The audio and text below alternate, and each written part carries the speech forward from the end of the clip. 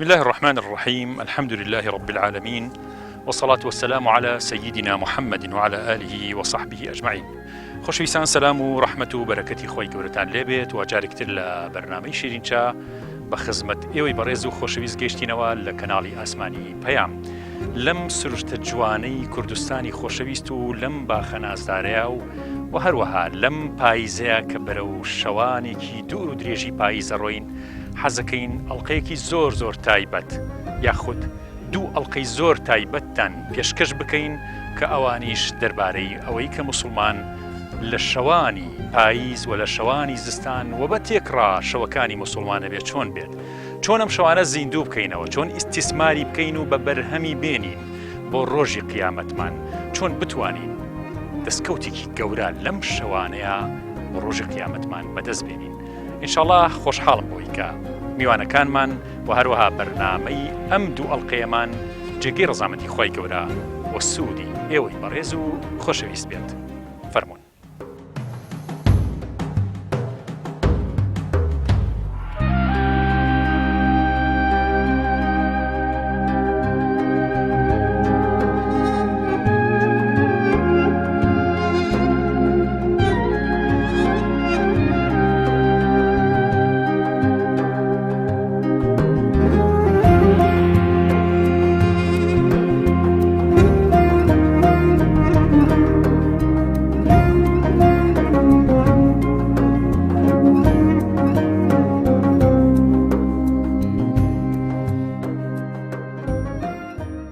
بسم الله الرحمن الرحيم. يا أيها المزمل قم الليل إلا قليلا نصفه أو انقص منه قليلا أو زد عليه ورتل القرآن ترتيلا. ڕاوەستانی قامەتی ڕۆح لە میعراجی پیرۆز و شەوگەڕانێ بە دوای خۆتی ون بوو، دۆزینەوەی و دەستگرتنی و دەستنوێش پێگرتنی و ڕاهێنانی بۆ ئەڵڵاه و ئەکبەری تەحەڕم زۆریەوێت. لە باوەشگرتنی نیەتێکی گەورە و ڕووکردنە دڵ بۆ مەولامان هێچگار زۆریەوێت، بەڵام بە تەوفیقی خوا زۆر کەمی ئەوێت. ئیتر ژیان دەست پێکات و دەروون شنەی بێگوناهیەکات. مناجات لە خزمەتی حەق تەعالا و وشەکانی ژێرلێ و تەی ئاسمانەکان دەکەن و دەگەنە ئەو شوێنەی نە بە خەیاڵ پەلکێشی بووین و نە بە وجودی ئێستامان پێگەین. نزیکی خوا زۆر شیرینە. سنەتی شەو نوێژ و مناجاتی شەو لە بیرمان مەقامێکی نەماوە. ئیتر وەسوەسە خراپەکان هێرشیان هێنا و زاڵ بوون، ژیان ئاڵۆز و بێئەرزش بوو. شەو بێداری قامەتی ڕۆژمان ڕێکەکات و کاری دوای ئەوەمان مەیسەر دەکات. جنابی مامۆستا ئەندازیار عوسمان وەک نووسەرێک و کوبانکوازێ ئێمە ئەم دیدارە تایبەتەوە ئەم بەرنامەیە بەشێک لە بەرنامەکە لە خزمەتی یابین و پێمان خۆشە کە ئەم شەوانەی زستان و پاییز کە ئێمە بەرەو ڕووی پاییزە ڕۆین و بەرەو ڕووی زستانە ڕۆین کە شەوانێکی دوور و درێژە چۆن ساڵحەکان و خواناسان ئەم شەوانیان زیندوو کردوەوە لە قورئان و سونەتی پێغەمبەر صلی الله علیه و سلم ئاماژەکان چین بۆەوەی کە ئیستیسمار و بەرهەمی زۆر جوان لەم شەو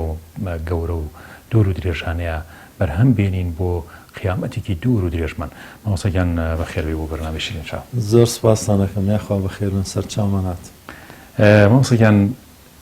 شەوانی پیاوچاکان پێشەوەی ئێمە بچینە سەرەوەی کە شەوانی پیاوچاکان چۆن بووە، خواناسان چۆن ئەم شەوانیان زیندوو کردوەوە،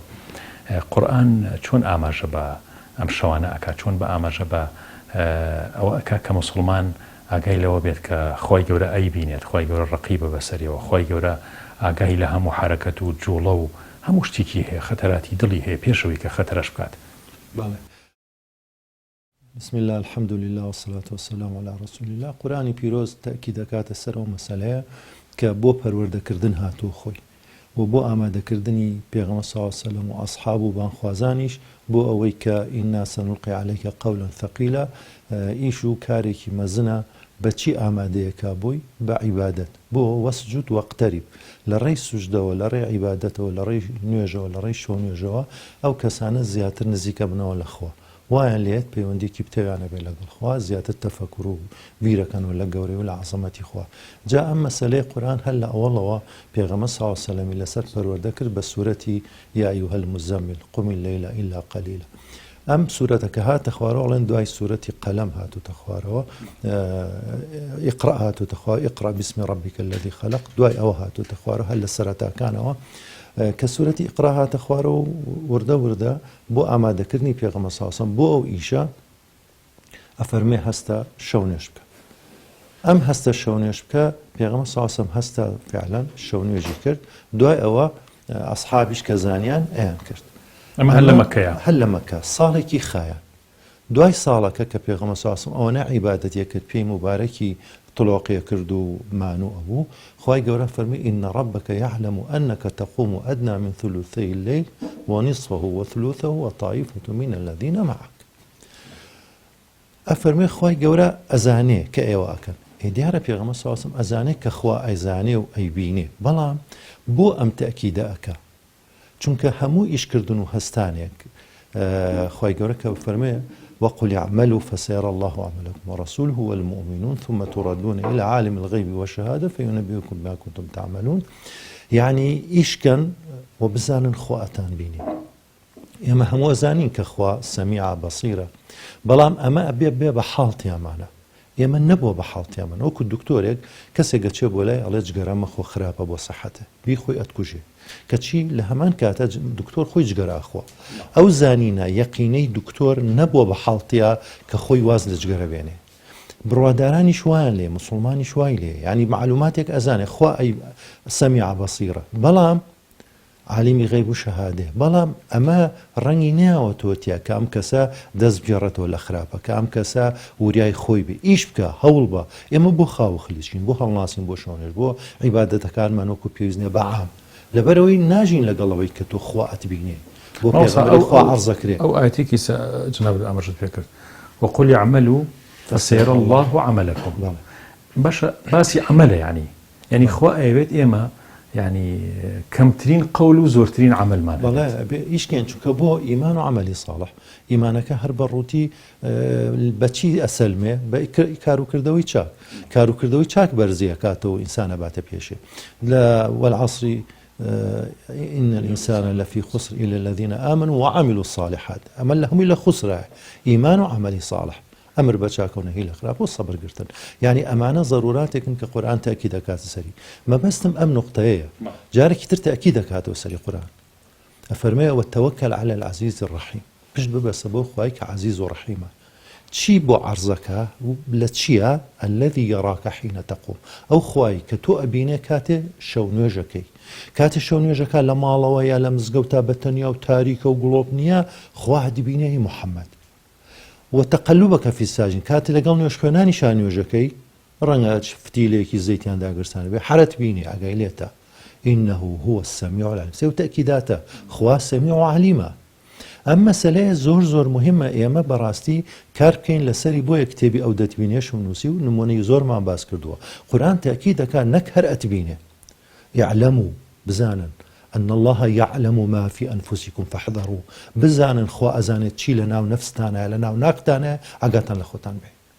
أما أبي أما براستي ببي بحال تيامانا لرنگ كردار وهالسكوت مانا رنگ باتواني ما وسا إحسان صالح قاسمي يا دوري كي هي بعربي إن شاء الله كرابي شبه كردي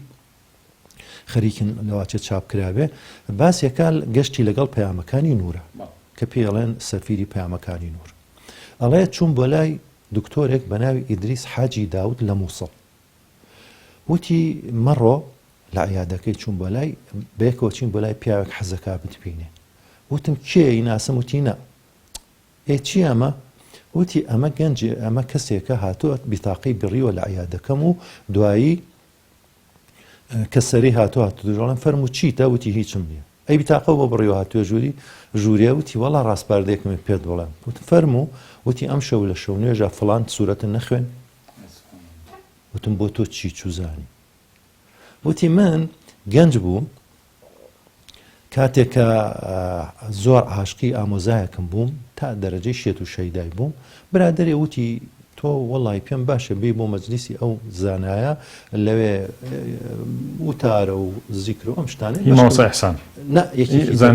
زانایەکی تر بەڵکو ئیسفادەی لێ بکەیت و دڵە باش بێ ئەڵێ چووم و منجی لاتریسکەوە سام تااقەتم نەبوو بەشداری بکەم دوایی شێخەکە عالمەکە وتی فڵانەوە بۆ بەشداریت نەکەوتم وڵی تااقەتم نییە شێت و شەیدای ئامۆزای باز دڵم لایەوە وتی داوەڵی تر بۆی بسووتێ وتی ئەو قسەی هەیە ترسام لۆمەم کە کەچی نە وتی بوو بە خاڵی وەرگ چرخانتیامە چاوتم بۆڵی بۆ ئامۆزاکە مەسوودێم و کە پێ نازانێ بۆ خۆ پێغەمبەر نەسووتێ ئەڵێ گێڕی گۆڕی و گیانی گۆڕاستەوە هەشتا پلە خۆ حەقی ئەوە وتی هەرچی کەسێ شەونشکە لە موسڵام نەزان شانێش ئەم بۆ هاتۆ بەم بڵێ چونکە ئیدریسی حاجی داود ئەو دکتۆرە پێویستی بەو دەرسەیە پێی بوترێ کە نەک خوا ئەدمێ خوا ئەتبینێ بەس چۆنی پێ بگەێنێ لە ڕێی پیاوە باشێکەوە پێ فەرمێ ئەتبینێ ئەم شەو ئەوەت خوێنەوە پێویستی بەو دەرسەیە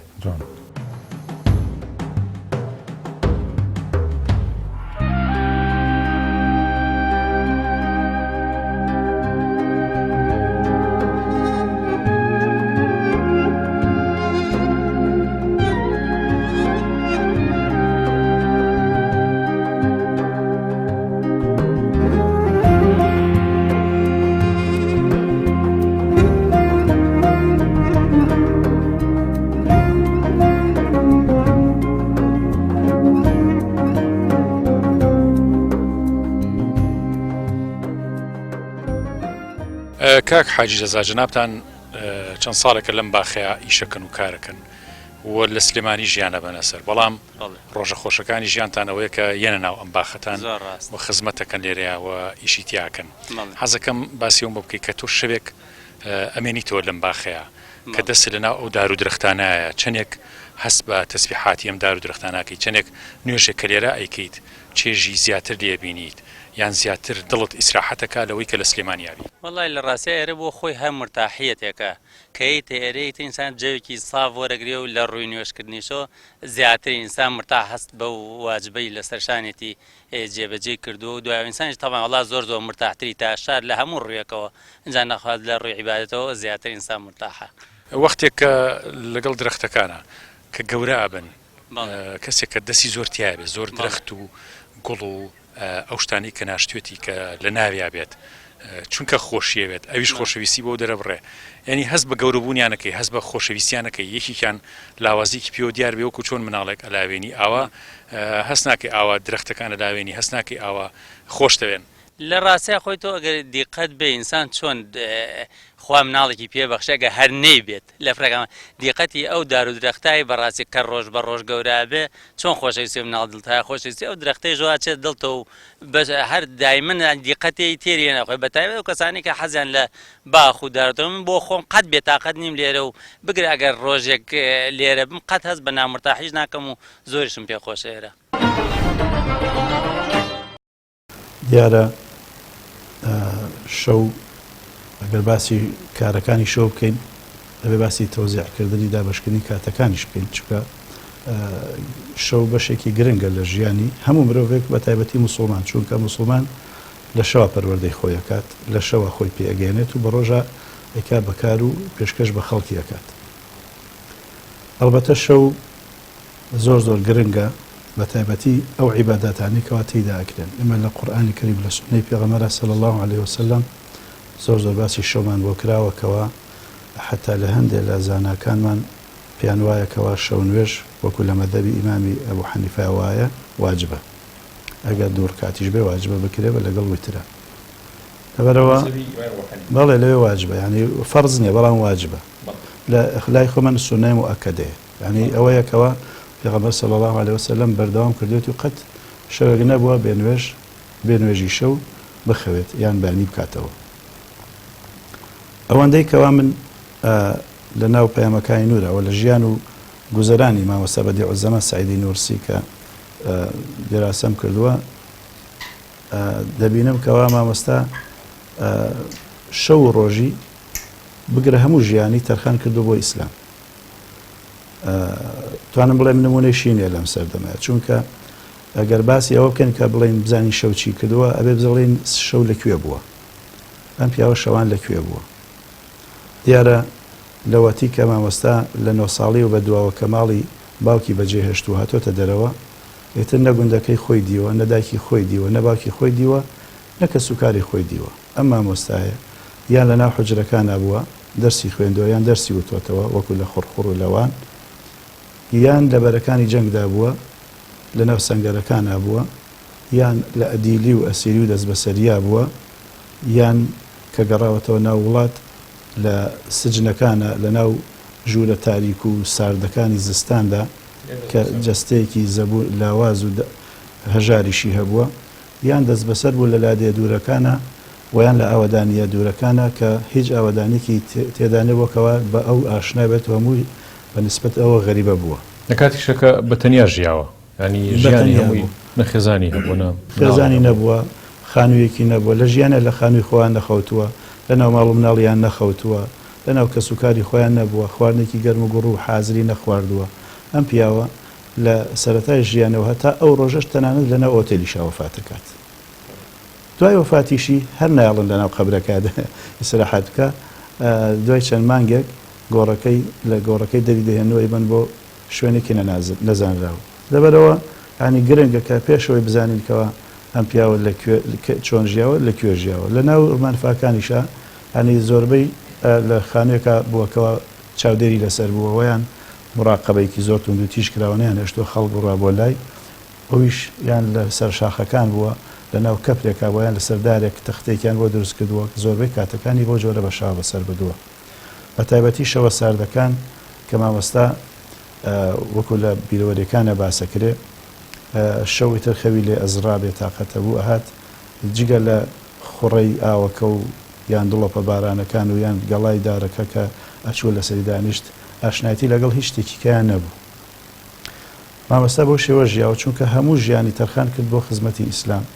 شەو ڕۆژی وەکو یەک بوو بەڵام ئەوەندەی کەوا ئێمە دەزانین ئەو دوای نوێژی عیشا وەکو سونەتی پێغەمبەر صلی الله علیه وسلم دەخەوت ئەمە دەخەوت بەڵام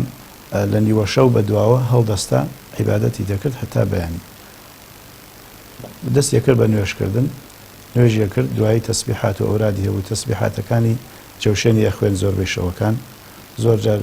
ئەورادی نەقشبەندیەی کە دوعایەکی زۆر زۆر گەورەی شاهی نەقشبەند دەخوا لێ ڕازی بێ خوێندوویەتی و زۆر جار ئەوراد قودسی خوێندۆکەوە سەڵاواتێکی زۆر دوور و درێژە لەسەر پێغەمبەر صلی الله علیه وسلم دوعایشیە کرد یەکێک لە قوتابیەکانی باسیەکاڵێ جارێکیان من لەوێ بووم خەوتو بووم ئەو نوێژیە کرد ئەڵێ لە خەو بێدار بوومەوە زانی من بەخەبەرم ئەڵێ فەرمی مادام بەخەبەری وەرە لەگەڵ مادانیشە من با دوعا بکەین ئەو دوعایە کرد ئەڵێ من وتم نازانم دوعا بکەم فەرمی دەی من دوعا ئەکەم و تۆ ئامین بکە اینجا چۆن فەرمی من دعاكي حضرتي يونس عليه السلام لا إله إلا أنت سبحانك إني كنت من الظالمين دخوانم لقل دعاكي ويسي قرنية اللهم أنت الرب وأنا العبد وأنت الخالق وأنا المخلوق وأنت الرزاق وأنا المرزوق وأنت الحي وأنا الميت دعايك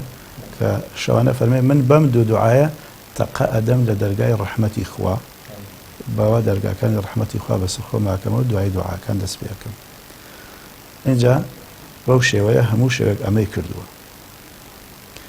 کاتێکی دیاری کراوی یعنی کە دوعا تەسبیحاتی کردووە سعاتێک پێش مەلابانگدان لە عیبادەت و نوێژکردن و ئەزکار و ئەوراد تەواوی کردووە 1 سعات پێش مەلابانگدان جگە لە دوعا هیچی نەکردووە هەموو شێوەیە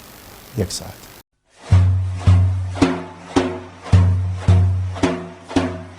شەوان خەڵوەتەن ئازی مەڵێ ئەغیارن عالم گشتجا خەوازی دۆستە وەردارن شەوان خەڵوەتەن ئازی مەڵێ ئەغیارن خۆی شەو معنا و مەغزایەکی تایبەتی خۆی هەیە طبعا عیبادەتی شەو تام و لەزەتێکی تایبەتی خۆی هەیە هەر بۆیە ئەبینین پێغەمبەر صلی الله علیه وسلم کە شەو ڕەوی پێکراوە لە شەوا بووە و هەر بۆیە ئەبینین مەسەلەن شاعیرێکی وەکو مەولەوی کاتێ باسی شەو ئەکا ئەڵێ شەوان خەڵوەتەن ماڵ بێ ئەغیارن عالەم گشت خەفتەن دۆست خەوەردارن شەو کاریگەریی زۆر چاکی هەیە چونکە لەو کاتەیە هەموو کەس بێ ئاگایە لە نووسووە خەوتووە بەڵام تۆ لەگەڵ خوای خۆتە معشوقی خۆتە خوای گەورەیە پەیوەندیەک گرێ ئەدەی ئەبەستیت ڕاز و نیازی خۆ دەرئەبڕی بۆ ئەو خوایە کەوا خالیقی تۆیە دروستکاری تۆیە کەس ئاگای لێ نییە بەس خوای گەورە ئاگای لێیە هیچ ڕیایەکی تیان نییە هیچ بەرچاوێنێکی تیان نییە بەڕاستی بە تایبەتی ئەم شەوانەی کەوا ئیسە لە پێشمانە ئەم شەوانەی پاییز کەوا ئەم شەوگار درێژە و مەجالێکی زۆری تیا هەیە بەڕاستی ئەگەر ئینسان بتوانێ لەو شەوانە بێدار بێ و کەمێکی شەویش بێت زۆر زۆرە والذین هم بالأسحار يستغفرون لكاتي بربيانا بتاعتي وكانوا قليلا من الليل ما يهجعون وبالأسحار هم يستغفرون برژێنە دایم بەسەر پێغەمبەر و ئەولیا بارانی ڕەحمەت ناوەک لە هەورێکی دەمدەمی مولاي صل وسلم دائما على حبيبك خير الخلق كلهم رحمت بباري بسر أصحاب أتباعيا أولاد أمتي شيبك ونبرخور زمي مولاي صل وسلم دائما أبدا على حبيبك خير الخلق كلهم ئێستا جەنابەت مۆبایلێکی پێ من مۆبایلێکم پێ مۆبایلەکە من بابایی 300-400 دۆلاریش بێ بەڵام شەبەکەم نەبێ سوودی چییە مەگەر یاری پێ بکەیت و بازە شتێکی تیاابێ بەڵام جەنابەت ئەگەر مۆبایلێکی حتا 20,000ی پێ بێ چونکە شەبەکەت هەیە لەگەڵ ئەمریکا قسەی پێەکەی کێشەکە ئێمە ئەوە شەبەکەمانی بچڕاوین بۆی ئەڵێ وەسجود وەقتەری بۆی ئەڵێ شەو نوێش بکە بۆی ئەو شەبەکەی دروست بێ ئەو عیلاقەیە دروست بێ ئەو پەیوەندیە دروست بێ کەسانێکن هەیەە ئێستا بۆ نمونە کاتی خۆی کاک ئەحمەدی شێخ ئەفەرمێ سەڵاتی حاجەم نەکردو خوا قبوڵی نەکردو دوو نمونە شوێنێتەوە حتا ئەڵەیەکێکیان بە ناوی مامقار هات کوڕەکەی غەریبی کوڕی هات وەلام لە مەکتوباتە باسێکە وتی یا شێخ باوکم کۆر بووە وەڵڵاهی بشکم دوعای بۆ کرد زۆر بەزێن پێهاتەوە شەو سەڵاتی حاجەم بۆ کرد بەیانی هاتم لە دەرکی مزگەوتی گەورە بینیم بۆ نوێژی بەیانی وتم مامقار کەفارەتی بێ ئیشەڵڵا تا من مابم یارمەتی دێم نە ئاڵم محتاج بی یا شێخم شەو چاوم چاک بووە تیانگەم سەڵاواتدا لەسەر پێغەمبەر ساسم کە خوا دڵی نەشکانم کاک ئەحمەدی شێخ کەسێکە بە نوێژ و ڕۆژ و عیبادەت و خزمەت و بەدەم هەژار و بەمانەوە کەسێکە گەیشتۆتە ئەوەی کە ڕووی بێ داوا بکات لەخوا کە داواکە خوا دڵی ناشکێنێ مەسەلا لە هەر لەم شارە حاجی مەلا شەریفی سەعاچی کەسێ بووە لە ڕێی خزمەتی خەڵکو لە ڕێی ئەمانەوە زۆر شتی لێگەڕنەوە من نووسیمەوە بڵام کردوتەوە یعنی ئەم کەسە ئەولیایەکی خوا بوو ئافرەتی گێڵێ دوعام بۆ بکە مناڵم بێ دوعای بۆکە و دوایش یەتەوە بە مناڵە کۆڵێ مناڵەکەم بوو ئەوەتە یعنی ئەمە بەچی بۆی خزمەتی خەڵکی کردووە کاک خەبات هەیە کوڕەزایەتی کوڕی حاجی زای کا خەبات بۆی جێڕام وتی مناڵ بووم لە دوکانی باپیرم لە جادەی مەولەوی وتی پیاوە کات هەڵوێستەیەکی کرد لەبەر جامخانەکە و ڕۆی باپیرم وتی جەزا خەبات ڕاکە بانیکە وتی ڕام کرد بانگم کرد وتم وەرە باپیرمیش پێێت کە هات باپیرم وتی تۆ پێویستە بە پارەی و ڕوود نەهات داوای بکەی تێکسە دەستی کرد بە گریان کابراوتی ڕاستەکەی دەستی کرد بە باخەڵیا پارەیە ئەمە شەبەکەی هەیە مزگەوتێکی دروست کردووە چی خزمەت کردووە تریان هەبوو لە ماڵەکان لە مەکتەبەی ئەوقافی ئێستا ئالەوی ئابوو ماڵێکی گەورە یەکتر ئەم هەموو ترێ هینی بۆ کرد حتا تورەکەیان بۆ کرێگو بە زەردەواڵەت تینەیە ئەیوە بە کوڕەزا شتەکانی دەستی بۆ نەبنی یەکێ دوعام کردووە دەنگێ بخاتە دەمێ و بە مخالفی ئەڕشێتەوە واللهی ئەڵێ یەکێ دەنگێکی بخسای دەم ئیلا ئەڕشە ئەدوای خۆمەتانە بەزەتی بۆ ببن عەجیب بوو ئەچێ بۆ 35 جار چۆ بۆ حەج ئەڵێ کە جارێکیان ئەچێ مدیری شوڕتەی مەدینە ئەچێ بە دوای ئەڵێ کاک حاجی ئەمشەو سەعادێ خۆ حازر کە یەم بەدوات ئێوە بۆ کەس ناکەم بەس ئەمەی ناسێ مەنگە چووە وەڵا کە ئەچێ بە دوایە ڕەوزەی پێغەمبەری بۆ ساڵسمەڵێ دەدانیشت تەمەند چۆڵە کەسی نێنە داخرا و شەو سعاتێکی شەوڵێ بۆ خۆ لە خزمەت پێغەمبەرە دانیشتە سعاتێکی ترێمە بەدوات ئێمە شەرەفە دەست مەلیگەکان ناکەوێت ئەم پیاوە چی کردو لەم شاری سلەیمانیەوە وا ئەمەی بۆ دروستە بێ ئەمە کەسێکە کە خوای گەورە ئەو لوتفەی لەگەڵا کردو ئافرەتێک بە ناوی حاجی ڕەوشەن لە هەڵەبجە ئەم ئافرەتە مناڵە مێردەکەی ئەمرێ و بە نەبوونی مناڵەکانی بەخێوەکە دوایان گەێنتە نانی خوان دوای ئەچێ بۆ حەج دوای دایم دوعاکەڵێ خوایە من خۆ ئەزانم ئەوەی مناڵی بێ باوکی بەخێو کرد بێ ئاوایە لەگەڵ پێغەمبەر ساڵ سەلەم بەڵام حەزەکەم لێ بمرە سبحان الله چێ بۆ عمرە عادەتەن ناچنە مەکە مەدینە دوای چنە مەکە کاروانەکەیانە چیتە مەکە دوای چیتە مەدینە لە مەدینە جەڵتە لێ ئەمرێ و لێ نێژن ئەمە چی ئەم نازە ئافرەتێک حاجی ڕەوشەنێک هەیەی لە هەڵەبجە خوای بینێ دڵیشی ناشکێنێ لەوێ ئیباتەوانێ ئەمە مەسلەیەکە کە عەرزم کردی ئەو لە ڕێی مناڵی هەتیەوە لە ڕێ عیبادەتەوە لەو ڕێگەیانی کە بۆماندارە هەوڵ بین بچینە پێشەوە جا مەبەستەکەی من ئەمەیە ئێمە لەمە تێبگەین کە خواەت بینێ ئەمە مەسلەیەکی زۆر زۆر مهمە کە کاری لەسەر بکەین وە شەو نوێژیش کاتی ئەیکەین بزانین کە تۆ بەم شەوە خەڵک خەوتووە تۆ هەستاوی ئەجا حەدیثێکمان هەیە باس لەوە ئەکە ئەفەرمێ خوای گەورە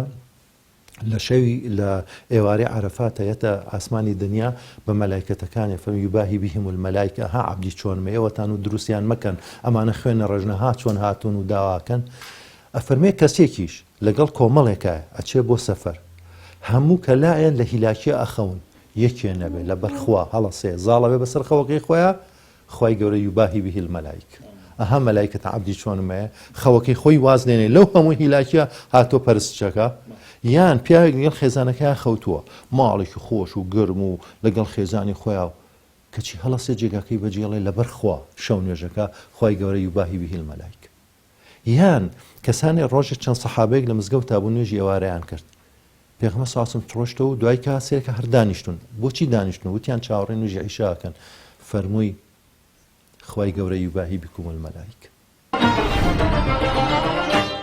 ئەم شەوانەی کە خوای تەعالا درێژی کردوون لە پاییزە بەشی خەوی ژەکەن بەشی تاعەتی ژەکەن ئەگەر گوێتان لێبێ لە سوورەی مزەممیلە فەرمێ إن ناشئة الليل هي أشد وطئا وأقوم قيلا عبادەتی شەو تەأسیری زۆرترە و تەوقسەکانیشی بەهێزترن با هەر کەس لە ئێمە نەختێک وەکو پێغەمبەر صلی الله عليه وسلم بە یەکێ لە سەحابیەکانی فەرمووی لەشیشت حەقی بەسەرتەوەیە و خێزانەکەشت حەقی بەسەرتەوەیە شەوەکان نەختێکی بۆ عیبادەت بێڵینەوە جای تر شەو نوێژ بێ ذکر بێت قورئان خوێندن بێت چونکە شەوەکانی پاییز ئەمجا وردە وردە بەرەوزاریە ڕۆن قوتابیەکان ئەگەرنەوەڵێن زۆربەی کاتەکان بە شەوا بە تایبەتی کە دوعای کردیان ئەذکاری خوێن وەکو تەحیات دانیشت تەحیات دانیشت ئاوا دانیشت زۆر بە درێژیدا ئەوە جۆرە دانیشت هەتاڵێ قاچی ینی بریندار بوو بەو جۆرە جارێکیان مەلا حەبیب هەیە کە یەکێکە لە قوتابیە کۆنەکانی مامۆستا لە شاری وان مامۆستا کە ئەوەندە دانیشتووە قاچی بریندار بۆ قلیشی بردووە مامۆستا ئەڵێ مەلا حەبیب نەختێ مەڵان بێنەگەرێتە قاچم نەختێ هینکە تەداویکە ئەویش ئەڵێ مامۆستا جا خۆی مەژەومان لەخوا ئەترسین بەڵام وەکو تۆ نا تۆ هەر خەریکە هەناوت ئەتاسێ ئەوەنە ینی ترسەکەت و خواناسەکەت زۆر زۆر پێویست ناکاتەوە بۆ ڕادێ خۆت ماندووکە ئێمەش هەر خوا ناسین بەڵام مامۆستا فەرمووی مەلا حەبیب من نەهاتوم بۆ ئەم ژیانی دنیاە بۆ ئیسراحەت ئەگەر بمەوێ بە ئیسراحەت بەهەشت بکڕم خەیاڵم خاوە لەبەرەوە دەبێ ئێمە خۆمان ماندووکەن ئەم ژیانە کورتە نەتوانی بەهشتی پێ بکڕین ینی کەواتە ئێمە دۆڕاندومانە ئەوسە تەفەکر ئیسە بە نسبەت موسڵمانەوە یعنی ماوەسا عالم بووە ئەو هەموو علمانی خوێندووە شارەزا بووە لە عیلمەکانە زۆر شارەزا بووە لەبەرەوە تەفەکر مەودای تەفەکر و بیرکردنەوە بۆ ئەو ئاسایی بۆ ڕەنگە توانی بێتی لە ڕێی تەفەکر و بەڕاستی عیبادەتێکی زۆر توانی تەفەکر بکە بەس بۆ ئێمەی مسلمان یا عامەی مسلمان کە زۆرجار تەفەکر لە چی بکات جار وایڵێ خەیاڵ مەڕوا من بیر بکەم و بیر لە چی بکاتە باشە مامۆستا شێوازێکی تایبەتی هەیە لە تەفەکورە کە ئەویش لە ناو هەموو پەڕاوەکانیان ڕەنگی داوەتەوە کە بریتێ لە تەفەکوری ئیمانی و مطالعی کەون گردون ڕاستە تەفەکر بە بیرکردنەوە لە خۆ چارە نووسی خۆت ئەمانە گرنگن بەڵام بیرکردنەوە لە گردون وەکو ماوەسا زۆرجار بە قوتابەکانی فەرموو باشەوە گردون دەخوێننەوە مطالعی کەونەکەن چۆن کتێبە خوێنەوە ئاوا گردونیش دەخوێنەوە ئەڕۆنە دەرەوە تەماشای دەشت و دەر تەماشای مەخلوقات تەماشای خۆتان بکەن بیرەکەنەوە کەمەش بخۆی پەڕاوێکی هەمیشە کراوەیە لەبەردەستی ئێمەدا مامەستا بەم جۆرە تەفەکوریە کرد وە فێری شیەکردن جاری وا بوو دانیش مەسەلەن هێشوێکی گەورەی ترێ ئێهێنا ئەیژماد و پێ و تەنها دونکەکانی چۆنن ئەها چۆن ڕیزکراون هەتا بێدەنگ نەبی لەوتەی ئەوان تێناگەی هی مەخلوقات بەتاکید ئەبێ بێدەنگبی ئێمە خۆ کێشەکەمان لەوەدایە کەوا ئەم لایەنەمان زۆر زۆر فەرامۆش کردووە ئێمە خۆمان قسەکەین لێ ناگەڕین مەخلوقات قسە بکەن ئەو بابەتێکی زۆر زۆر گرنگە مەخلوقات و گیاندارەکان هەمویان قسەیان هەیە كل قد علم صلاته وتسبيحه هەمووی گفتاری هەیە بە ناڕاستە خۆشمان پێڵێ لەبەرەوە ینی کاتێک ئێمە گرنگە لە بێدەنگەکەی ئەوانە قسە ببیستین شت وەرگرین بابەت بزانین ئەمانە زۆر زۆر گرنگن کەوە ئێمە ینی بە دوواداچوونیان بۆ بکەین تەفەکر لە گردون تەفەکر لە مەخلوقات کە لە قورئانی کەریمیشا زۆر داوامان لێکراوە بۆ جۆرە تەفەکر بکەین بیر بکەینەوە کە ئەمە ڕێگەیەکی زۆر زۆر گرنگە بۆ چەند شتێک یەکەم ناسینی خوا ڕێگەی ناسینی خوا لە ڕێگەی تەفەکرکردن لە مەخلوقات سەلیمترین و ڕاستترین و کورتترین ڕێگایە کە ڕێگەیەکی قورئانیە خوای گەورە خۆیە فەرمێ فانظر إلى آثار رحمة الله ئەم فانظرەیتر زۆر گرنگە ئاثاری ڕەحمەتی خوا ئاثاری خەلاقیەتی خوا ئاثاری علمی خوا ئاثاری هەموو ناوەکانی خوا لەبەرەوە ناوەکانی خوا لە گردونە ئەخوێنینەوە صفەتەکانی خوا لە گردونی ئەخوێنینەوە ئەگەر وانە بێ ئێمە چۆن لە ناوەکانی خوا تێبگەین ئەگەر بیر نەکەنەوە لە گردون لە خۆمان لە مەخلوقات لە گیانداران لە هەموو شتەکان چۆن خوا بناسین ئایا هەر بەو شێوە سارد و سڕێکەوە بە درێژایی مێژوو لە ناو کتێبەکانە بۆمان گوازراوەتەوە نابێ مسلمان بۆ ئەم زەمانە شێوازێکی تر هەبێ مامۆستا نورسی خوا لێ ڕازی بێ شێوازی بیرکردنەوەی فێری قوتایبەکانی کرد ئەی بردنە دەرەوە بۆ دەشتەکان بۆ شەستەر شاخ خۆی مامۆستا چەندەها شەو لەسەر شاخەکان شەو ڕۆژی لەسەر شاخەکانە مایەوە هەموو ڕۆژێک دەرەچوە دەرەوە ئیشیشی هەر ئەوە بوو خۆ بۆ هەوا بە چەند مانگ لە بەرلا لە چێ چامە مایەوە یعنی کە بەو سەرما بۆ شوێنە نائی و دوور لە ئاودانیە ئەمایە و لەناو لەسەر دارێک ژیانی بردەسەر بەڵێ شەو ڕۆژ لەوێ بوو یان لەسەر چەندەها شەو لەسەر ئەو دارە خەوتووە یان وەستماوەتەوە مامۆستا لەبەرەوە ئەتوانم بڵێم لە بینی دوو قورئانە ژیاوە قورئانێکی مەکتوب کە هەمیشە پێی بووە نووسرا و ئەمریکاوە مصحف قورئانێکی گردونش کە هەمیشە لەبەردەستیا بووە و تیا ژیاوە ئەلەم خۆ لە مامۆستا لە ساڵی 1923ەوە کە هەتا 1960 وفاتەکە جگە لە قورئانی کەریم یەک کتێبی تری بەدەستەوە نەبووە هیچ کتێبێکی تری بەدەستەوە نە کتێبخانەی هەبووە نە لە ناو دەستگا و شوێنێکی واشا بووەکەوە قوتابخانەی تیا کتێبخانەی تێدابێنە لە ناو شارەکانە بووە کابرای دەست بەسەر بووە لە ناو لادێکاکی بەکاکیەکانە و لە ژێر چاودێرێکی ورد و سەختا بووە عەزەتی دراوە ئێهانە کراوە سوکایەتی پێکراوە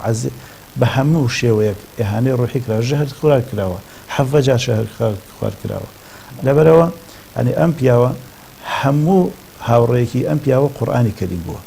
و لە ناو قورئانێکی گردونی شەژیاوە کە پێوتری قورئانی بیراوە ئەوەندە قورئانی خوێندەوە ئەوەندەش بیری کردوتەوە لە ئەنجامی ئەم دوانەدا پەیامەکانی نور هاتوونەتە دەرێ کە پەیامەکانی نور ڕەنجی تێڕامانی ئەون لە قورئان کە ئەفەلا یەتەدەبەرونە القورئان تەدەبوری کردووە لە قورئان و ئەوەندەش تەفەکوری کردووە لە گردون و تۆفیقاتێکی خۆیشی لە جۆرە کەوا توانوێتی تەماشاکەی پەیامەکانی نور هەڵگری ڕەهەندی هەردووکیانن شێوازێکی قورئانین لە باسکردنی بابەتە گرنگەکانی عەقیدەی ئیسلامیە باسی خوا ناوەکانی خوا صفەتەکانی خوا باسی بوونی خوا سەلماندنی خوا و وحدانێتی خوا باسی حەشر و زیندووبوونەوە سەلماندنیشی باسی پێغەمبەر و پێغەمبەرایەتی باسی قورئان و کتێبەکانی خوا باسی قەزا و قەدەر باسی مەلائکەت و هەموو بوارەکانی عەقیدەی ئیسلامی کە لە ڕوانگەی قورئانیەوە و لە تەفەکورێکی ئیمانیەوە توانێتی ئەو شتانە بنووسێت کە ئێستا بوون بە ڕێگا بۆ زۆرێک لە مسلمانان جا شەو گرنگترین وێزگە بۆ مامۆستا چونکە بە شەوە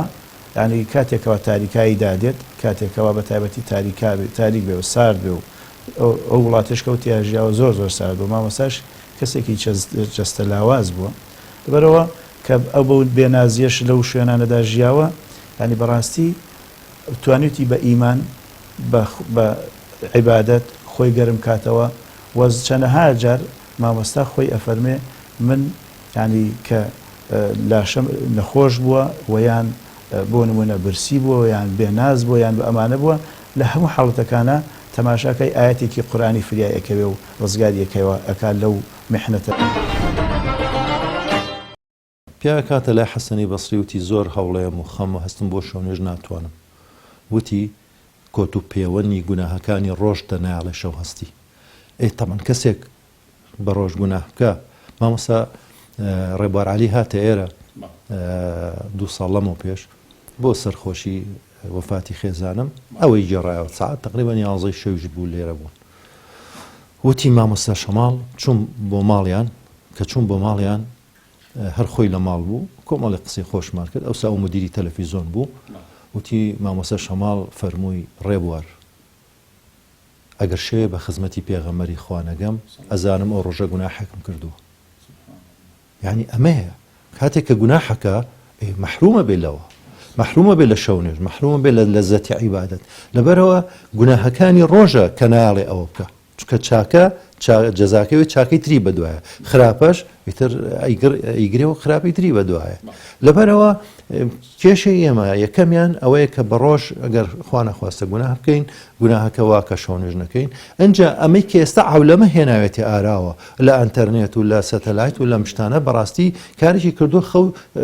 کەم بۆتەوە خەڵک تا درەنگانێکی شەو دانیشێ مەشغوڵە بە ئەو شتانەی کە هەیە بەڵام وەکو پێویستی ئیسفادەی لێ ناکە خۆ ئەمەی شتی باشتیایە ڕەنگە ئەم شتانێکی بەکاری بێنێ کە ئیسفادەی لێ ناکات دوایی شەونێژی چی ئەسڵەن بۆ نوێژی بەیانی خەبەری نابێتەوەی خۆر کەوتووە ئەنجا ئەگەر هەستێ بە 1000 حاڵەگەن نوێژەکەی بکە ئەمە کێشەی ئێمە بەڕاستی کە وەکو پێویست هەوڵ ناین لەسەر نەفسی خۆمان وەکو پێویست هەوڵ ناین لەسەر چاکردنی خۆمان لەو نیعمەتە گەورەیە لەو بەخشە زۆرەی خواییە مەساڵێن لە پیاو باشانیان پرسی و بۆچی ئەوانەی شەونێژەکەن وە نورانین وتی کە ئەم شەو لەگەڵ خوا مناجاتی کردو خوای گەورە لە نوری خۆی پێبەخشێ لە دەموچای سیماهم فی وجوههم من ئەثەری السجود یعنی هەستی پێکەی کە ئەم کەسە ئەم شەو نوێژی کردو یانەی کردو ئەوە مەسەلەیە کە بەڕاستی کە ئێمە قورئان وەسفی ئەو کەساناکە كانوا قليلا من الليل ما يهجعون كما نستنشوا تتجافى جنوبهم عن المضاجع يدعون ربهم خوفا وطمعا يعني شو لەشیان بێزراوە لە جێگا ئەڵێ شتێکی زۆر ناخۆشە دڕکی پیاچێ بەڵام کەسی خەڵکی ترچێت سەر جێگا هەر خۆشترین شتە و هەر خەبەری ناوێتەوە.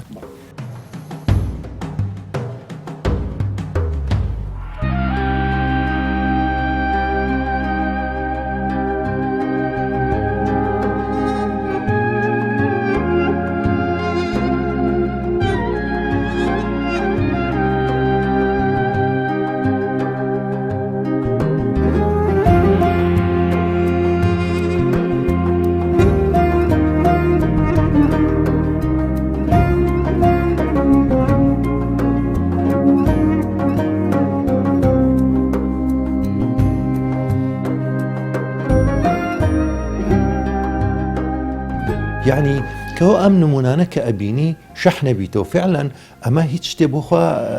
يعني جرانية يعني أم نمونانا لبرو من هالليرة وعرضي أو برزاناكم إنكاري مكة كخوتيا ناجيت يعني نديوه يك لو برزانك من تشوش ما خزمتي لەگەڵ کاک دکتۆر عەبدولواحید و چەند کەسێکی تر چوینە خزمەتی 2 جار تا ئێستا چوومەتە خزمەتی لە هەولێر مامۆستا مەلا عەبدولکەریمی سەحابەیە لە مزگەوتی سەحابە بۆ بۆیەوەی پێڵێن پیاوێکە ئەو پیرەژ نییە زۆر بەڵام کۆمەڵی نەخۆشی هەیە چوینە خزمەتی یعنی ئەم پیاوە فعلان کە باسی ئەکەن هەستەکەی ئەویش نزیکە لە خواوە شەبەکەی هەیە یعنی داوا ئەکا ئیستخاراکە ئیلا جواب وەرەگرێ هەر زۆر عەجیب کۆمەڵی شتیان باس کرد لەم لاو لە هولاوە دڵنیاشم کە ڕاستە خۆمان لە خزمەتیا بووین ئەمەی جێڕایەوە وتی مامۆستا پارنە پێرار بوو ئازانم پێرار چوینە لای مامۆستا وتی خۆی باسی کرد وتی مامۆستا مەلا عوسمانێک لە دەوروبەری هەولێر ئەم پیاوە ئەچێ بۆ عومرە هەر دوور بە دوور ناوی مەلا عەبدولکەریمی سەحابەی 20 کە ئەچێت لە عومرە لە بەردەمی ڕەوزەی پێغەمبەر سەڵاسەڵام سڵاوەکە دوای هەر بەبێەوەی کەس پێی بڵێ ئەی پێغەمبەری خوا مەلا عەبدولکەریمی سەحابە سڵاوە لێکە دوای خۆی بەخۆیەڵێ هەر لە دڵی خۆیە جا کێڵێ جوابێت کێڵێ ئەی ناسێ سەیری ئەم حیوارە ئەمە دوایی خۆی هاتبوو بۆی جێڕابوو بۆ مامۆستای جێڕابوو وتی وەڵا شەو لە خەومە مامۆستا مەلا عەبدولکەریم و پێغەمبەری خوا هەر لەو شوێنەی کە ئەم وەستاوە بەم پیاوە باشاڵێ پێغەمبەری خوا چۆن جوابی برای سەلامی برای خۆم نایەمەوە چۆن نایناسم ئێمە بەڵگەیە خۆمە کەس پێ ڕای نەسپاردووە بەڵام و بەشیراتێکە ئەو پیاوە گەورەیە کاتی خۆی بەرپرسێکی ئەوقاف بانیەکە پێڵێ مەلا ئەگەر دەمت دانەخی بە مێزەرەکەی خۆ دەخنچێنی ئەمە قورسە بۆ ئەو وەڵای تە زۆری بێ بەتاقەتە بێ شەو لە خەویا سێرەکە سەرەی گیراوە بۆ جەهەنەم ئەو زەلامە لە پێشی پێشەوە ئیتر ئاوە کرێ بە دڵی ئاڵێ کەمادەم وا بێ حواڵە بەخوا بێ یا کاتێکی تر لە عەسکەریە بێ زابتەکەیەوە پێی بە زۆر ڕشی پێ بتاشێ پێغەمبەر ساوس مەچێتە خەوی ئەڵێ وازی لێ نەهێنی عەزێتە دەین مەجبوڕڵێ کاکە ڕیش تو هەرمەی تاشە وازت لێ ئەمە نزیکێکی عەجیبە قوتابیەکم بینی لە شوێنێک مامۆستایە و ئێستا لە ڕەنگا لە سێی کولەی شەریعە لە هەولێر لە لای ئەو فەقێتی خوێنوەمانە وتی لەگەڵ فەقێتیەکە ئێوارانیش دەوامی حکومی مەکرد بە هیوایە بچمە کولی ئەمانە ڕۆژێک پێم وت مامۆستا نازانم بەردەوام بم لەسەر خوێننی ئێواران هەر ئەمەی شەرعێکی لای تو ئێوە بخوێنم یان بەردەوام نەبم چی بکەم نازانم وتی ڕاستە با نوێژی ئێوارە بکەین نوێژی ئێوارەی کرد ئیتر کولێکەش بخوێنێ ینی بڵێن هەر خوێننی شەش یاعدادیوانە بەیمتیحان باتەوە بۆی دوای بچێتە کولیە ئەویش وتی با نوێژی ئێوارە بکەین جواب بدێم ئەم نوێژی ئێوارەی ئەو چییە من نازانم ئەو چیاڵێ لەگەڵ خۆی خۆیە من نازانین وتی نوێژی ئێوارەی کرد و دوایی فەرمووی مەچۆرەوە ئەو مەخوێنە خوا دەرگاو بۆ کاتەوە فعلا نوتی نەچوو دوای هەر لەم ڕێی فەقێت ئیمتیحانمان نایەوە دوایی تر چوینە بۆیان تعدیل کردوین چوینە کولێی شەریعە و ئێستا لە سنفی سێ یعنی ئەم پیاوە پیاوێکی بەڕاستی عەجیبە لەوا کە کارێکی کردو بۆ خوا تەسحیاتێکی ئەوە بۆ خوا خۆشەویستێکی هەیە بۆ خوا کە خوای گەورە دڵی ناشکێنێ جوابیاتەوە خۆی تەعالا ستایشی بەندەکانی ئەکات بە ئاکار و کردەوە جوانەکانیان کە لە خوا پاڕێنەوە أعوذ بالله من الشيطان الرجيم تتجافى جنوبهم عن المضاجع يدعون ربهم خوفا وطمعا ومما رزقناهم ينفقون گرنگترین تایبەتمەندی شەو نوێژە کە ڕێگەی دۆست و وەلیەکانی خوایە کە پلەیەکە هەموو موسڵمانێک بە ئاواتی خوازێت ئەدگەێنێتە پلەیەک کە ئاواتی هەموو ئیماندارێکە ئەلا ئین ئەولیا الله لا خوف عليهم ولا هم يحزنون ڕێگای دۆستانی خوا دوورکەوتنەوەیە لە حرام و جێبەجێکردنی فەرزەکان و نزیک بوونەوە بەهۆی سونەتەکانەوە باشترین نافلەش شەو نوێژە حەزرەتی ڕەسوول الله صلی الله عليه وسلم فەرمێت باشترین نوێژ لە دوای فەرزەکان شەو نوێژە چونکە پڕە لە ئیخلاس ئەگەر بتەوێت و کەس پێی نازانێت گرانە لەسەر نەفس و لەسەر جەستەش قورسە بەڵام نزیکترە لە خوشوع و گردن کەچی زۆر نزیکە لە سەکینەی دەروون لەبەرەوە پێوترێت شەرەفی ئیماندار. پێغەمبەر صلی الله عليه وسلم دەفەرمێت جبریل عليه السلام هات بۆ لام و وتی ئەی محەممەد صلی الله عليه وسلم چەندە بژیت هەرە بێ بمریت هەرچیشت خۆش بوێ لە دنیاە هەر بەجێی دەهێڵیت هەرچیش بکەی لە دنیاە پاداشتت لە قیامەت دەست دەکەوێت. بشزانە شەرەف و مەکانەت و گەورەی ئیماندار شەو نوێژەکەیەتی،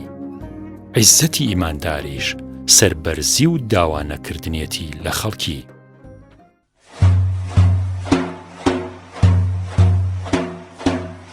شەوان خەڵوەتەن ئازی مەڵبێ ئەغیارن عالم گشتجا خەو ئازی دۆستە وەردارن شەوان خەڵوەتەن ئازی مەڵبێ ئەغیارن عالم گشتجا خەو ئازی دوست وردار